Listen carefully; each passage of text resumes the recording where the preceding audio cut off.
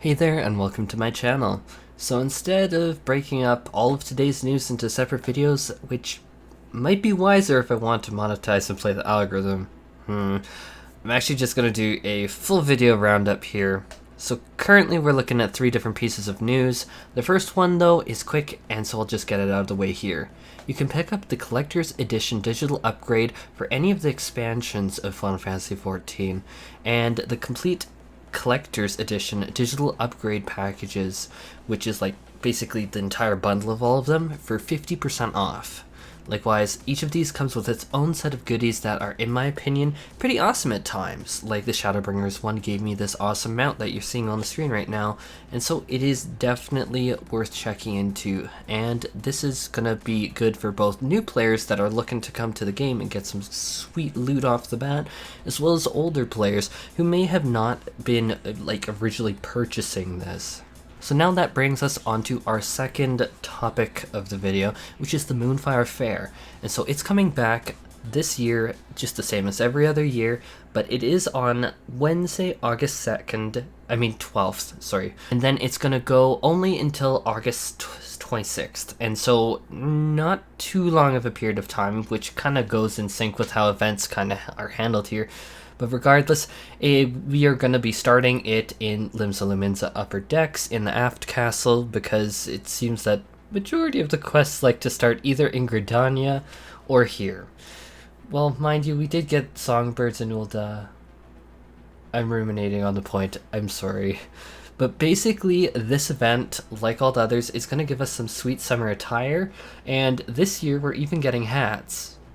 I'm really noting in this that there are currently no Hrothgar or Viera in here, so I kind of feel a little like, oh, another hat that I can't wear is sadness.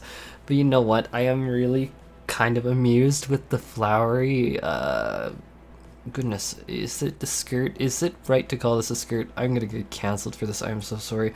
I don't know exactly what it is, but I'm gonna call it a skirt. I'm going to probably use this glam way more often than I probably should, as well as I'm really liking the decorative beads on the arms and that. And yeah, I think that this is gonna just be a really cool event, and I definitely look forward to it. And in terms of housing item, we can see that we're getting this like hot air balloon. I am really curious if there's any interaction with it. Probably not, just because we had things like the Halloween event gave us a like Cinderella pumpkin carriage and that. So probably not, but regardless, I'm really interested in seeing more of this. Like, is it going to glow up like the Namazu effigy, or how's that going to go? Another thing is that we are getting a flame dance, and for anyone who also collects dances, that's gonna be sweet. And I'm guessing, just based off the picture here, that we are gonna like do this like I don't know, like I suppose probably Hawaiian inspired dance, and so I'm looking forward to this a lot. And now this brings us into the third section of this, which might be even more exciting for some people, which is the fact that the Mog Station is having an extremely large sale. And this time it is covering everything from mounts to level boosts to quest skips to emotes. There's just gonna be a lot of stuff in here, and so I want to spend a little bit time unpacking this, especially because I'm currently looking at either leveling a raid alt or just boosting it, and so this could not have possibly have come at a better time. So if you go into the store for Final Fantasy XIV, which if it looks a little bit different to you if you're a persistent long-time player, trust me, it looked a little bit different to me too. But if you go to the section for on sale, click onto view all, then you can see that we have a huge variety of items, and some of these are actually really premium items, or I guess maybe not premium, but not cheap. Like, I look at this whale mount, and like, that's a significant reduction in price. Like, that whale mount, I bought it like basically the first day, and trust me, it is sweet. It is worth every single dollar. I love it. It also seats 2 people, so if you are looking for quick and easy access to 2-seater mount, totally good way. Actually, talking about 2-seater mounts, they also have the Fat Moogle, which is also another 2-seater mount. So if you're looking for being able to like transport friends, totally would advise those. But you're also seeing some of the most like sought after mounts, like this SDS Fenrir motorbike. A lot of people really love that. We're also seeing some of the most common emotes here, which is to play dead, and I cannot tell you how often I actually use that. Sometimes sarcastically, sometimes amusingly, but either way, I really do love that emote and totally could recommend. Even seeing carbuncles here, and likewise, this is one that I really like. And even newer mounts like the Sunspun Cumulus, which is basically the like Wukong cloud. Maybe it's not actually that new. Dang it, reality check for me. I don't know, time is weird for me. But another thing that if you really liked the what is it? It's not the Praetorium, it's the other one, Castrum Urbania or something like that, where basically it's a part of the main story scenario quest, and the NPC in this particular instance is invulnerable to all attacks when they're in this mount. You can also get these white and red Baron here, which is definitely interesting. I personally shiver and shudder whenever I see that because I'm like, ugh, invulnerability mechanics.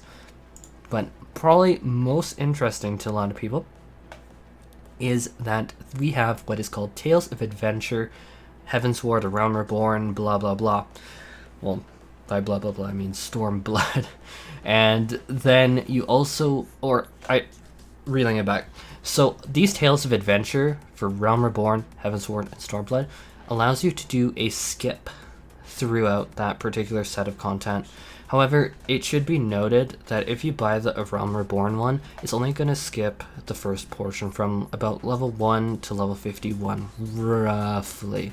And then if you get the one that's Heavensward, it's going to skip level 1 all the way to about 61, approximately. It's just going to get you all the way through that expansion. And likewise for Stormblood, you can have it from level 1 all the way until level 71. And so that is definitely going to be an option if you're just looking to skip the story.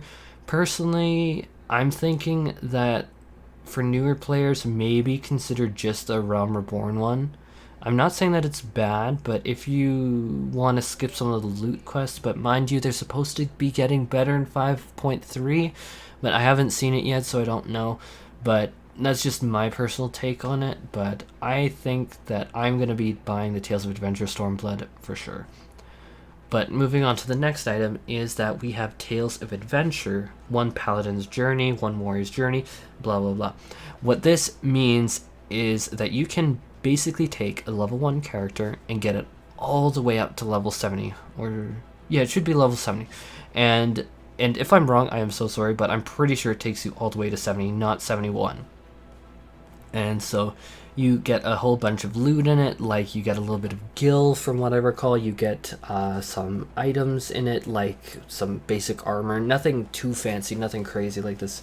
This isn't pay to win, but it does skip you through the process of leveling. And so let's say that you really want to play Black Mage end game, but you don't want to go through something like Heaven on High or Palace of the Dead with it, which, speaking from experience, Palace of the Dead on Black Mage is nightmare fuel. I did not enjoy that, so if you did that, can't blame you. But other things, or how to say them. Yeah, basically, I'm even looking at this. This honestly couldn't have come at a better time, because right now I'm looking at being a caster in another raid group, and I'm just like, but the 2 chests, I don't want to do this. So I'm personally looking really at the Summoner and Black Mage one, and honestly, it couldn't have come at a better time. But there's a few other key items that I want to point out. Like, past holiday events has had a ton of different items. So we're talking about different summer things, like if you want the Endless Summer Attire, there's tons of stuff for that. You have Little Ladies Day event items, which has some of the best housing items and music in the game, as well as dances. I guess probably obviously dances to some. But you also have other things like mounts, you have dyes even, so if you're looking at getting a whole whack of dyes, now is definitely your best choice to get some, in my opinion. And basically, I can't exhaustively go through everything in here, but trust me, I think that this is definitely worth looking through to see if there's anything that you've wanted to pick up, because this is like super awesome epic sale, and I can say that there are a few things that I'm definitely eyeing. Like the Nezha's Lord's Attire, there's a pretty good chance that that's gonna be in a future glam of mine. Sorry, but I'm gonna start cutting it shorter. So thank you so much for listening, and I hope that you find what you're looking for in here. And yeah, as always, any likes and subscribes go a long way to helping me, and I hope to talk to you soon. Stream setup is progressing. It's a lot more work than I thought it'd be, but looking to get a lot more content out to you real soon. Take care and have a fantastic day.